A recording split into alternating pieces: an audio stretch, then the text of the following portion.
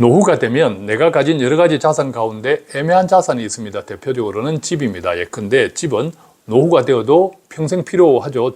거주해야 되는 공간이잖아요. 그런데 집값이라고 하는 것은 내가 가진 다른 자산들에 비교하면 집값은 대체로 비쌉니다. 다른 자산에 비해서. 그렇죠. 자, 그러다 보니까 노후에 재정적으로 편안하면 크게 문제가 안 되는데, 노후에 내가 재정적으로 좀 불편하면 이 집을 어떻게 활용하면 좋을지 재정적으로 고민을 하게 되는 거죠. 또한 노후가 될수록 오히려 집에 대한 애착이 더 커지는 경우도 있습니다. 자식은 다 떠났죠. 이제 집만 덩그러니 이랬을 때 내가 어떤 집에 노후에 사는 것이 마치 지금까지 살아왔던 내 인생에 대한 성적표다라고 느끼시는 분들도 있습니다. 그럴 필요가 없는데 그렇게 느끼시는 분도 있다라는 거죠. 그래서 오히려 노후가 되면 더 좋은 집에 살고 싶다 하시는 분도 계세요. 꼭 비싸고 좋은 집을 뜻하는 것이 아니라 조금 더 편안하고 조금 더 새 집, 이런 집에 살기 원하시는 분들도 있는 거죠. 자, 그랬을 때 문제가 되는 것은 무엇입니까? 항상 돈이죠. 오늘 비싼 사례가 있습니다. 62세, 아내가 62세고 남편은 65세신데 지방에 계세요. 지방에 계신데 현재 살고 있는 아파트가 20년, 30년 가까이 되고 있는 아파트라고 합니다. 그런데 지금 아파트 시세는 한 2억 원 정도 한다고 해요. 이분들은 퇴직금, IRP로 받은 퇴직금이 한 2억 원 정도 있습니다. 그리고 은행에 1억 원 정도의 목돈이 따로 있습니다.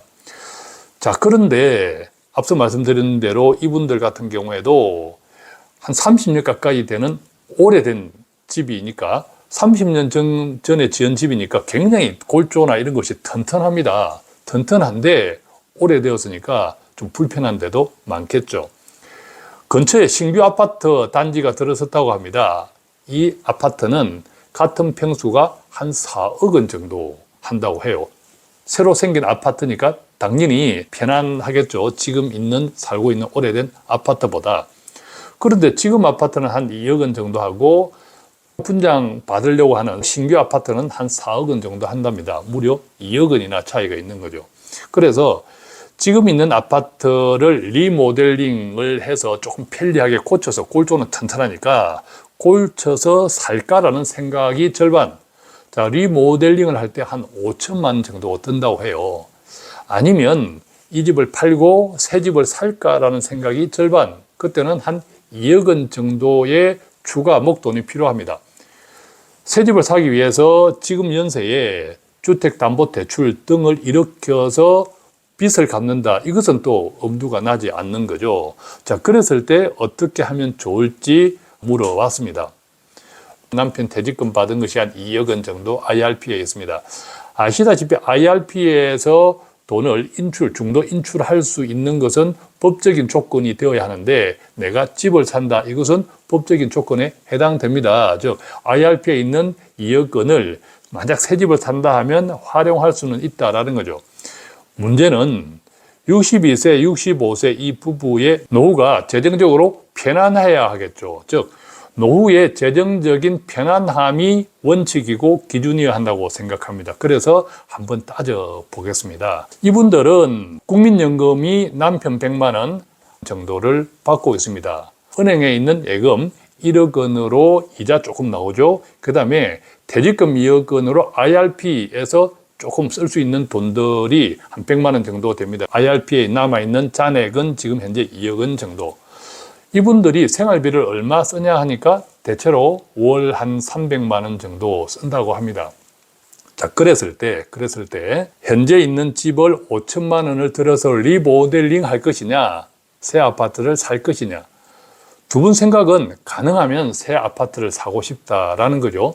당연하게 저도 이해가 됩니다. 지금 30년 가까이 된 아파트를 앞으로 몇십 년을 더 살아야 되면 50년짜리, 60년짜리가 되잖아요. 그러면 생활의 불편함은 지금 리모델링을 해도 생활의 불편함은 여전히 새로 생길 수 있는 거죠. 그렇지만 이제 새로 신규 아파트를 사면 그 같은 불편들은 많이 해소되겠고, 새 아파트에서 지금부터 20년, 30년 산다라고 생각하면 상당히 편안하겠죠. 문제는 돈이죠. 제 생각은 이렇습니다.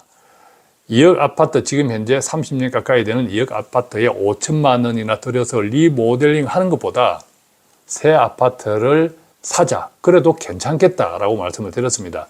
제가 새 아파트를 2억을 더 들여서 사자. 현재 집값하고 비교하면 그렇게 말씀드린 기준과 원칙은 앞서 말씀드린 것처럼 이분의 노후 생활의 안정입니다. 그래서 한번 따져봅니다. 자, 새 아파트 4억을 산다, 4억짜리를 산다 하면 지금 현재 아파트를 2억짜리를 팔아야 되잖아요. 그럼 2억짜리를 팔면 2억이 부족하죠. 이 2억은 어디서 사용할까요? IRP에서. 내가 집을 사니까 IRP에서 중도 인출 조건이 되거든요. IRP에서 2억을 가져온다고 쳐봐요. 자, 그러면 현재의 집 2억 팔고 IRP에서 2억을 가져오면 4억. 그래서 새 집을 아무런 빚 없이 살 수 있습니다. 동시에 주택연금을 가입합니다. 남편 명의 주택연금. 그런데 주택연금 같은 경우는 부부가 가입할 때 부부 가운데서 나이가 적은 분 명의로 가입하거든요. 62세 아내 명의로 가입하죠. 가능하면 주택연금은 한번 시작하면 그 금액이 평생 고정되기 때문에 돈 가치를 따졌을 때 가능하면 조금 늦게 가입하는 것이 좋습니다. 그래서 신규 아파트 4억짜리를 구입하더라도 아내 명의로 바로 주택연금을 가입하는 것보다 제 생각에는 아내가 한 65세 정도 될 때 지금부터 한 3, 4년 기다렸다가 가입하면 좋겠다라는 것을 추천드렸고, 동시에 자, 그랬을 때 어떤 현상이 생기냐면 남편과 아내가 65세를 다 넘잖아요. 그러면 두 분 다 기초연금에 해당이 됩니다. 이 가정도 기초연금 대상자가 되거든요. 아시다시피 기초연금은 65세 이상 가운데 70%에 해당되면 다 대상이 됩니다. 이분들 같은 경우에도 이 정도 재산은 70% 이내에 해당이 되기 때문에 일단 기초연금 대상자입니다. 물론 국민연금만큼 그 비율에 따라서 일정 금액이 감액되기는 하겠지만 어쨌든 기초연금 대상자가 되는 거죠. 자, 그래서 우선 생각해 보면 새 집을 삽니다. IRP에서 2억을 가져와서 새 집을 삽니다. 그랬을 때 IRP에서 더 이상 돈을 사용할 수 없는 형편입니다. 그런데 남편은 이제 65세로 기초연금 대상자는 되어 있지 않습니까? 그 다음에 은행 예금 매달 부족한 부분을 끄집어 쓰세요. 예컨대 100만 원을 쓰면 1년에 1,200만 원이죠. 만약 아내가 65세가 되는 3년 후까지 한 3,600만 원 정도를 씁니다. 그러면 1억 원에서 3,600만 원 정도를 빼면 한 6천, 7천 정도가 남겠죠. 자, 그러면 이제 한 3년 뒤를 생각해 보겠습니다. 3년 뒤에는 현재 4억 원 아파트가 가격이 바뀌지 않는다, 달라지지 않는다를 가정할 때 이 4억 원짜리 아파트를 아내 명의로, 아내가 나이가 적으니까 아내 명의로 주택연금을 가입합니다. 그러면 얼추 100만 원 정도 가까이 나올 겁니다. 자, 그럼 다시 계산해 보겠습니다. 국민연금도 소비자 물가 상승률만큼 한 3년 뒤에 조금 올라가겠지만 올라가지 않는다 가정에서 말씀드립니다. 그럼 국민연금 150만 원, 주택연금에서 한 100만 원, 250만 원 정도 되죠. 앞서 은행 예금에서 한 3,600만 원을 썼습니다. 그때까지 모자란 생활비. 자, 그렇다면 한 6, 7천 남았잖아요. 한 6, 7천 정도를 제가 가끔 말씀드리는 고배당 ETF 포트폴리오 같은 상품을 찾아서 연 5%에서 6% 정도 주가랑 상관없이 배당을 받을 수 있거든요. 그럼 이것을 월 환산하면 얼추 한 20만 원 정도를 받을 수 있습니다. 이것하고 기초연금을 합하면 한 50만 원 정도 받을 수 있거든요. 자, 그러면 이분들 같은 경우에는 국민연금 150만 원, 주택연금 100만 원, 그 다음에 기초연금, 월 배당금 합산해서 얼추 한 50만 원 정도 하면 대략 한 300만 원 정도 생활비를 만들 수 있는 거죠. 저 그러면 결과적으로 보면 새 집에 살고 편리한, 그 다음에 월 생활비 300만 원 정도를 쓸 수 있고, 또 새 집에서 그 아파트를 주택연금으로 가입시켰다라고 하는 것은 앞으로 특히 지방 집값 알 수 없잖아요. 더 내리더라도 그때 가격으로 주택연금에 가입했기 때문에 더 내리더라도 아무런 상관없이 가입할 때 약속되었던 주택연금을 매달 평생 받을 수 있는 장점이 있는 거죠. 자, 그렇지만 앞서 말씀드린 대로 주택임금은 한번 정해지면 평생 금액이 바뀌지 않고 올라가지 않고 물가 상승률하고 상관없이 어떤 의미에서는 돈 가치가 떨어지는 측면이 있는데, 다행히 국민연금하고 기초연금은 소비자 물가 상승률이라도 그만큼 올려주고, 그 다음에 앞서 6, 7천만 원 정도 되는 돈은 고배당 ETF 포트폴리오를 활용하면 배당도 주가와 상관없이 꼬박꼬박 받을 수 있지만, 결국은 자본주의 평균에 투자하는 상품이라고 하면 자본주의 평균은 계속 올라가잖아요. 자, 그렇기 때문에 그때 기준에 6, 7천만 원 정도도 계속 올라갈 수 있다.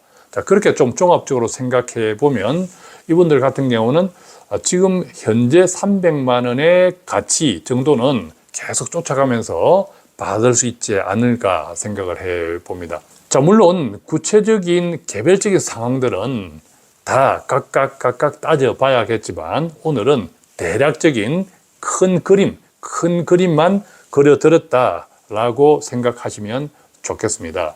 오늘 이렇게 해서 노후가 될수록 내가 가진 자산 가운데 좀 애매한 그 가운데 대표적인 집인데, 집을 어떻게 유동화라 그러죠.